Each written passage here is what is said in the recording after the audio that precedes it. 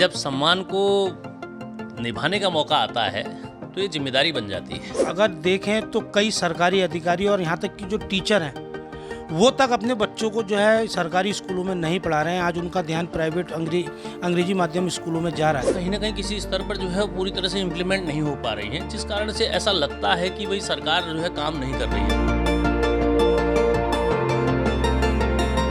इसलिए यहाँ पर इतनी सारी सुविधाएं दे पाना और वो भी थोड़ी सी फीस में, ये संभव नहीं है। हर व्यक्ति जिस काम के लिए उसे वेतन मिल रहा है वो तो करे ही करे, उसके अलावा वो थोड़ा थोड़ा सा कंट्रीब्यूशन अगर सोसाइटी के लिए करे। किसी भी बच्चे को कहाँ पढ़ाया जाए ये एक व्यक्ति की कभी जिम्मेदारी नहीं होती। नमस्कार, मीडियागिरी में आपका स्वागत है। आज हम फिर एक ऐसे शख्स से मुलाकात आपकी करा रहे हैं अपने दर्शकों को कि पूर्व में भी हमने 2 माह पूर्व आपको रूबरू कराया था रामनगर में स्थित एमपी इंटर कॉलेज के शिक्षक डॉक्टर प्रभाकर पांडे, जो कि कला विषय को वहाँ पढ़ाते थे। और रामनगर का एमपी इंटर कॉलेज का इतिहास था कि आज तक यहाँ बच्चे मेरिट में नहीं आते थे, लेकिन आपने जो शिक्षा और बच्चों का जो मोटिवेशन किया उसको लेकर 99 बच्चे करीब जो है आज मेरिट लिस्ट में शामिल हुए थे।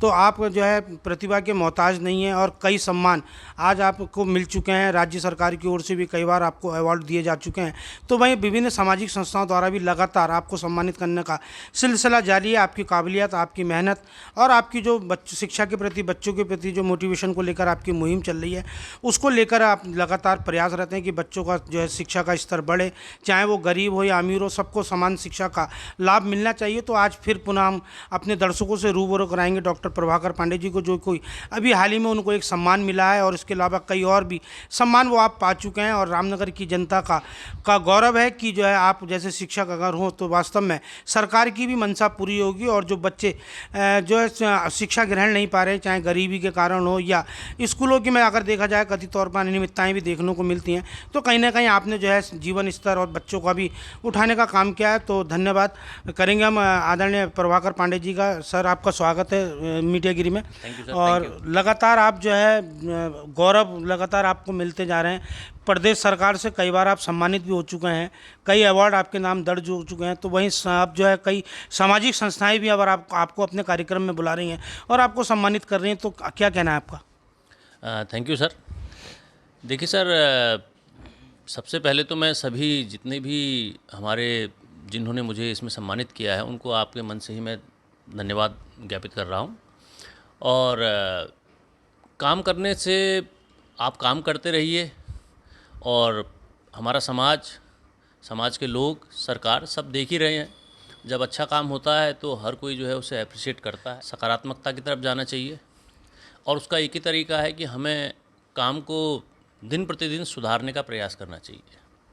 और मैंने भी यही करता हूँ कि लगातार प्रयास करता रहता हूँ कि कुछ और नया किया जाए, कुछ और बेटरमेंट किया जाए, जिससे कि अच्छे से अच्छा परिणाम जो है सामने आए।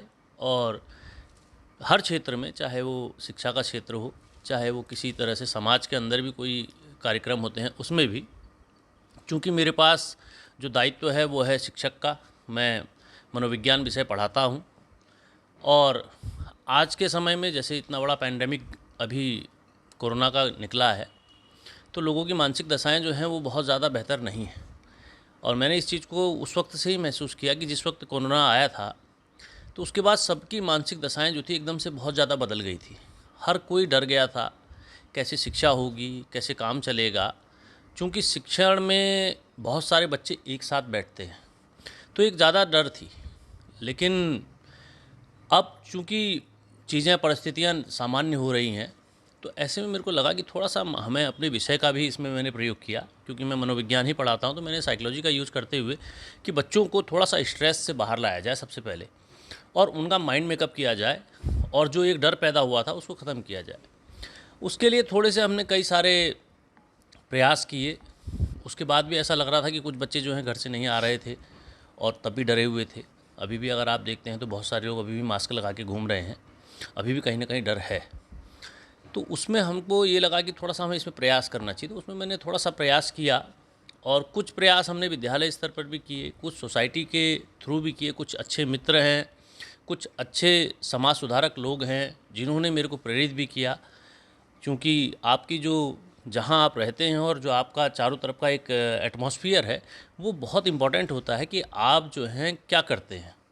अगर आप ऐसे लोगों के साथ रहते हैं जो आपको अच्छे कार्यों के लिए प्रेरित करते हैं और उनकी सोच जो है सकारात्मक है, तो आपके अंदर भी इसका प्रभाव आता है। तो संभवतः मेरे साथ जो लोग रहते हैं उनके अंदर भी इस तरह की चीज़ें मैंने देखी। जब मैं कर रहा था तो उन्होंने इस बात को मेरे को काफ़ी जो है उत्साहित किया, तो उसका प्रभाव पड़ता है। और ये सबकी सामूहिक जिम्मेदारी है। जैसे आप भी उसमें एक हैं, क्योंकि जब भी आप मिलते हैं हमेशा हौसला बढ़ाते हैं। आपने भी जो है कई बार अप्रिशिएट किया कि वाह गुरुजी बहुत अच्छा काम करते हैं आप। तो इन सब चीज़ों से क्या होता है कि एक सामूहिक जिम्मेदारी तय हो जाती है, और उसको समझते हुए मैंने थोड़ा सा प्रयास किया है और अभी भी प्रयास कर रहे हैं। और मेरे और भी बहुत सारे मित्र हैं। एक हमारे जो हैं मैं उनको अपना आदर्श भी मानता हूँ। उन्होंने मुझे एक बड़ी अच्छी सीख दी, क्योंकि मैंने आज तक इसे साझा नहीं किया था, मैं आज साझा कर रहा हूँ। हमारे मतलब मैं उन्हें बड़ा भाई क्या आदर्श मानता हूँ अपना, कि उनसे जब मैं मुलाकात होती है तो वो मेरे अंदर बहुत ही सकारात्मकता भर देते हैं। और उनका नाम मैं पहली बार साझा कर रहा हूँ। उनका नाम है श्री मदन मोहन सती, जो एक वरिष्ठ पत्रकार रहे हैं और वर्तमान में भी अभी जो है दिल्ली में और पत्रकारिता भी करते हैं। उन्होंने 7-8 पुस्तकें ऐसी लिखी हैं जिसमें बहुत बड़ा अनुसंधान है। तो उनसे मेरी मुलाकात हुई तो उन्होंने बहुत प्रेरित किया मुझे। उन्होंने कहा गुरुजी आप क्या करते हो? मैंने बताया उन्हें कि मैं पढ़ाता हूँ। तो उन्होंने कहा पढ़ाते तो सभी हैं, जिसको कोई काम मिला है वो काम तो सभी कर रहे हैं, इसके अलावा आप क्या करते हो? तब मैंने उन्हें बताया कि मैं थोड़ा बहुत ये बच्चों को थोड़ा मोटिवेट करने का और उनके रिज़ल्ट को सुधारने का, उनके आचरण को सुधारने का, ये सब चीज़ें करता हूँ। तो उन्होंने बताया कि देखिए ये बहुत इम्पोर्टेंट है कि जो आप कर रहे हो उसका वेतन तो सरकार दे रही है आपको। मीन्स मेरे को अगर मैं टीचिंग स्कूल में कर रहा हूँ तो उसका वेतन मुझे सरकार दे रही है। उन्होंने इसके अलावा आप समाज के लिए क्या करते हो?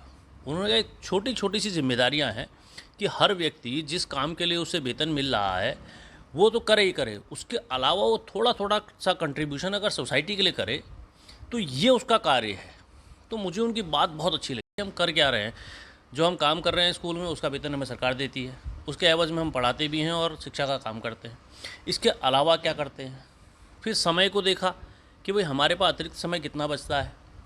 तो जब हमने सब कुछ मैनेजमेंट किया तो मुझे ऐसा लगा कि हमारे पास उसके अलावा भी समय बच जाता है, तो इस अतिरिक्त समय में कुछ और प्रयास किया जाए। तो मुझे मैं उनसे मदनदा कहता हूँ, तो उनकी बात मुझे बड़ी भा गई। अक्सर जब वो मुझे ये सब चीज़ें बताते हैं तो मुझे बड़ा अच्छा लगता है।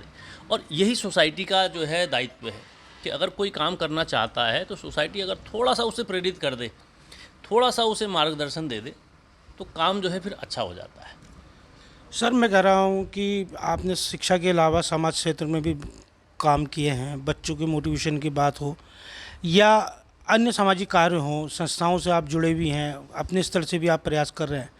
लेकिन जहाँ शिक्षा की अगर बात की जाए तो सरकार तो लगातार शिक्षा का स्तर बढ़ाने की बात कर रही है, लेकिन अगर देखें तो कई सरकारी अधिकारी और यहाँ तक कि जो टीचर हैं वो तक अपने बच्चों को जो है सरकारी स्कूलों में नहीं पढ़ा रहे हैं। आज उनका ध्यान प्राइवेट अंग्रेजी माध्यम स्कूलों में जा रहा है, उनका विश्वास नहीं है। और लगातार शिक्षक भी बात करते हैं कि बच्चों को सरकारी स्कूल में लाइए।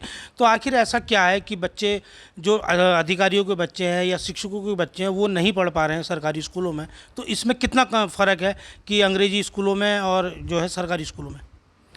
हाँ देखिए, आपका क्वेश्चन तो बहुत बढ़िया है, लेकिन ये क्वेश्चन का आंसर देने के लिए मुझे ऐसा लगता है कि बहुत सारे ये व्यक्तिगत स्तर पर पूछे जाने वाले और व्यक्तिगत लोगों की व्यक्तिगत जो है जीवन से रिलेटेड है।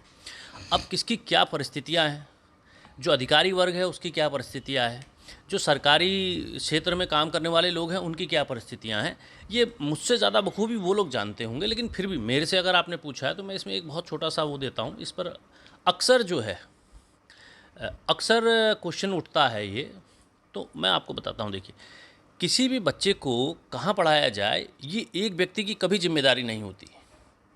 क्यों? क्योंकि वो परिवार से जुड़ा, पर पूरा का पूरा हाउस होल्ड वर्क और उसके अलावा जो बाहर का काम है वो भी हमारी महिलाएं करती हैं। और मुझे ये बहुत अच्छा लगा कि हम महिलाओं को आगे बढ़ाने के लिए, लड़कियों को आगे बढ़ाने के लिए प्रयास कर रहे हैं। तो सरकार की मंशा लगातार ये रहती है कि हम अच्छे रिज़ल्ट दें, बच्चों को आगे बढ़ाएं। तो लेकिन क्या हो रहा है कि वो चीज़ें कहीं न कहीं किसी स्तर पर जो है पूरी तरह से इम्प्लीमेंट नहीं हो पा रही हैं, जिस कारण से ऐसा लगता है कि भई सरकार जो है काम नहीं कर रही है। मुझे ऐसा लगता है कि सरकार काम कर रही है। बहुत सारे जो हैं इस तरह के कार्य हो रहे हैं। सर अभी हल्द्वानी में आपको सम्मान मिला है, उड़ान कार्यक्रम एक हुआ था हल्द्वानी में, और वहाँ शिक्षा के क्षेत्र में जो है आपने उत्कृष्ट कार्य किए हैं। जो शिक्षा की स्थिति है या व्यवस्था है उसको लेकर आपके द्वारा जो काम किए गए, उसको लेकर उड़ान संस्था ने एक भव्य कार्यक्रम आयोजित किया था, उसमें सम्मान आपको दिया है, तो कैसा लगा आपको? देखिए सर, सम्मान लेते वक्त तो अच्छा ही लगता है, लेकिन जब सम्मान को निभाने का मौका आता है तो ये जिम्मेदारी बन जाती है। आज सम्मान मिल रहा है, ये तो अच्छी बात है और लेने में अच्छा भी लग रहा है, फ़ोटो भी खिंच रही है। लेकिन अब इस सम्मान को बनाए रखना और इसको आगे जो है कंटिन्यू करना, ये बड़ी जिम्मेदारी है। सम्मान को लेते वक्त आदमी को ये सोचना चाहिए कि अब मुझे एक जो है रिस्पॉन्सिबिलिटी के साथ काम करना पड़ेगा। तो मुझे ऐसा लगता है कि जैसे जैसे मुझे सम्मान मिल रहा है तो ये मेरी जिम्मेदारी को बढ़ा रहे हैं और मुझे जो है निरंतर काम करने के लिए प्रेरित कर रहे हैं। सर, मैं एक छोटा सा संदेश यहाँ से दूंगा जो कि बहुत ज़रूरी है। शिक्षक को शिक्षक कभी भी जो है पद मिलने से नहीं होता है। मैं अगर आज इतने सारे सम्मान पा रहा हूँ या मुझे जो भी आपके द्वारा या जहाँ से भी एप्रिसिएशन मिल रहा है, उसमें सबसे बड़ा रोल बच्चों का है। छात्र ही एक सामान्य व्यक्ति को शिक्षक का दर्जा देते हैं। मैं जो मदन मोहन सतीश जी की बात कर रहा था आपसे, उन्होंने मुझे बताया कि टीचर और शिक्षक में फ़र्क है।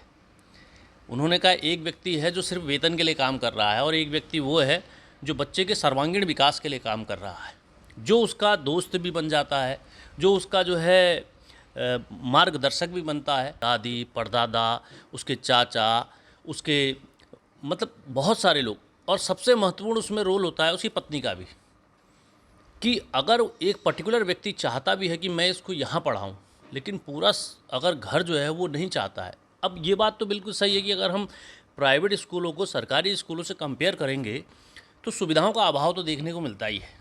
देखिए, वहाँ गाड़ियाँ हैं जिससे बच्चों को आने जाने में दिक्कत नहीं होती है।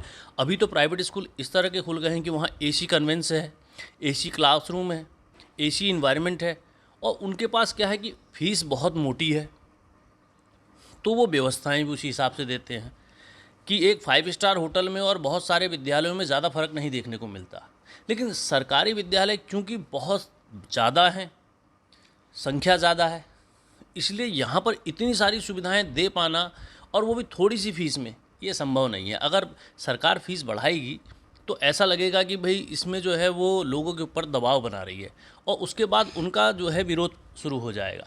सरकार बहुत सारी, मैं एक और चीज़ बताना चाहूँगा, सरकार बहुत सारी नीति बनाती है और उन नीतियों को और उन व्यवस्थाओं को और उन सुविधाओं को क्या नाम कहा बच्चों तक पहुंचाने के लिए उसके बीच के माध्यम हम ही लोग हैं।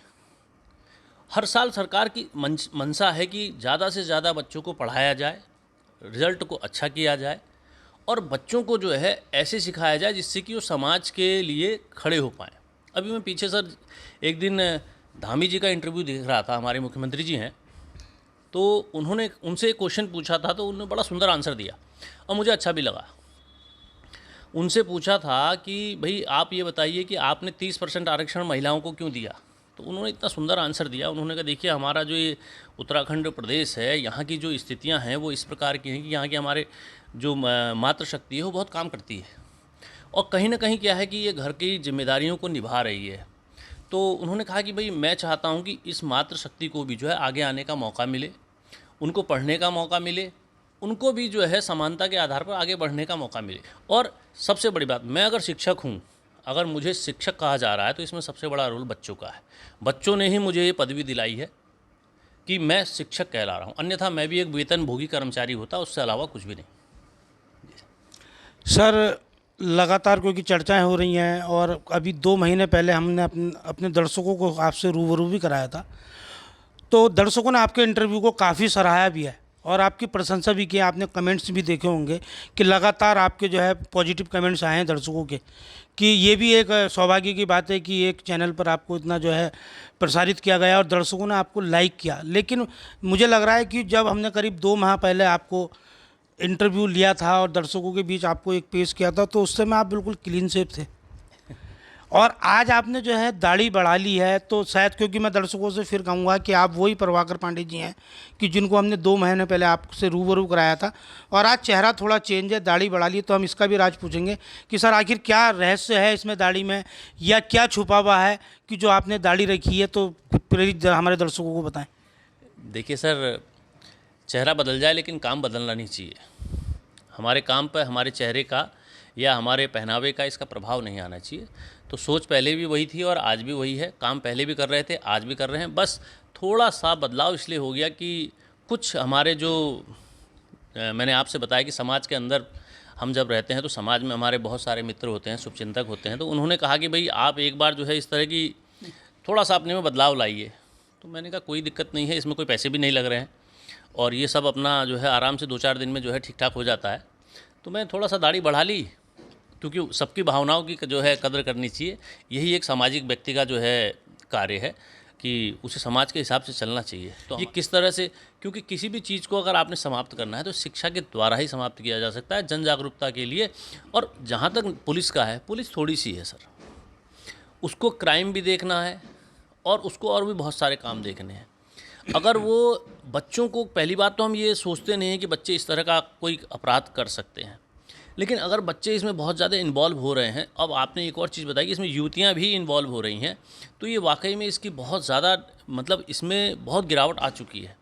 इसके लिए एक ही तरीका है कि इसको जो है छोटे स्तर से ही विद्यालयों में अवेयरनेस लानी चाहिए, इसके प्रोग्राम बनाने चाहिए और लगातार काउंसलिंग भी करनी चाहिए, क्योंकि बिना काउंसलिंग के जो है ये संभव नहीं हो पाएगा। क्योंकि बच्चे को मानसिक स्तर पर इस बात को समझना है कि जिस चीज़ को उपयोग में ले रहा है वो उसके लिए जीवन के लिए तो खतरा है ही है, उसके अलावा उसका पूरा जो है, पूरा का पूरा जो कैरियर है वो भी ख़त्म हो जाएगा। तो मेरे हिसाब से कि हर बच्चे को मानसिक स्तर से जो है उसको समझाना ज़रूरी है, इसके लिए काउंसलिंग ज़रूरी है। रिहैबिलिटेशन सेंटर जितने भी हैं, जो भी हमारे रिहैबिलिटेशन सेंटर हैं, वहाँ पर यही सब किया जाता है कि बच्चे को इंगेज रखा जाता है। जिन लोगों के अंदर इस तरह की आदतें बहुत ज़्यादा हो जाती हैं तो उनको जो है कुछ ऐसे कार्य कराए जाते हैं जिससे कि वो थोड़ा सा इंगेज रहें, सकारात्मक सोचें, पॉजिटिव सोचें और इन सब चीज़ों से दूर रहें। तो मैं तो यही कहूँगा सर कि आपने एक अच्छी बात है जो मेरे से कही है, और मेरा विषय भी मनोविज्ञान है, तो मैं चाहूँगा कि इन पर पनिशमेंट डिसाइड करने की बजाय, इनको डराने धमकाने की बजाय, इनको मानसिक स्तर पर इनकी काउंसलिंग की जाए, जिससे कि ये समझ पाएँ कि ये जो नशा है, जिस चीज़ को ये यूज कर रहे हैं, इसका कितना बड़ा नुकसान है और आगे चलकर इसका कितना बड़ा नुकसान हो सकता है। क्योंकि जब तक व्यक्ति अंतर्दृष्टि नहीं डेवलप करेगा तब तक वो स्वयं नहीं छोड़ेगा। हम डरा के धमका के कुछ समय के लिए इन सब चीज़ों को रोक सकते हैं कि आदमी को हम बांध के रख दें, कमरे में बंद कर दें, जेल भेज दें, वो थोड़े समय के लिए ज़रूर रुक जाएगा, लेकिन चूंकि उसके अंदर जो है अंतर्दृष्टि डेवलप नहीं हुई है, इसलिए वो जब वापस आएगा तो फिर शुरू कर देगा। इसलिए बेस्ट है कि हम उसको जो है मानसिक स्तर से उसको बताएं कि भाई ये वाकई में जो है ख़तरनाक चीज़ है और इसको जो है आपको उपयोग नहीं करना चाहिए। आपका कहना है कि शिक्षा के क्षेत्र में यदि व्यक्ति को, कोई भी व्यक्ति हो, अगर उसे कोई जिम्मेदारी मिली है तो जिम्मेदारी का बखूबी जो है उसको निर्वहन करना चाहिए, लेकिन सामाजिक तौर पर सामाजिक कार्यों में भी बढ़ चढ़कर भागीदारी करनी चाहिए। तो वही उन्होंने कहा कि चेहरे बदल सकते हैं लेकिन आदमी का कर्म नहीं बदलना चाहिए, कर्म एक होना चाहिए, तो निश्चित तौर पर अपनी मंजिल को हासिल करेगा। तो वहीं सबसे बड़ा सवाल आज रामनगर में नशा बन गया, तो नशे को लेकर आपका जवाब था, क्योंकि मनोविज्ञान के चिकित्सक में आप जो है टीचर हैं, कि जो है जागरूकता से जो है ये रुकेगा, होल्डिंग्स बैनर्स के नहीं रुकेगा, ना डराने धमकाने से रुकेगा, लेकिन इसके लिए स्कूलों में इसको शिक्षा में शामिल करना चाहिए, नशे के विषय को शामिल करना चाहिए और ऐसे स्कूलों में जाकर प्रोग्राम सेट करने चाहिए और बच्चों में जो है जन जागरूकता के साथ ही उनकी काउंसलिंग करनी चाहिए, तभी नशे पर अंकुश लगेगा। और उन्होंने इस पर चिंता भी व्यक्त की है कि युवाओं के साथ अब युवतियों का जो नशे में प्रवेश हो रहा है ये समाज के लिए घातक है और अभिभावकों को भी इसमें चिंता करनी चाहिए। तो वहीं उन्होंने सरकार और प्रशासन से भी एक ठोस पहल इस पर करने के लिए कहा है कि यदि शासन और प्रशासन एकजुट होकर और जनता यदि इनको सहयोग करे तो निश्चित तौर पर नशे का अंत होगा और युवक और युवतियाँ जो लगातार इसमें प्रवेश कर रहे हैं इससे बाहर निकलेंगे और एक अपना स्वस्थ जीवन जी सकेंगे। रामनगर से राजीव अग्रवाल के साथ कैमरामैन बंटी अरोड़ा, मीडिया गिरी।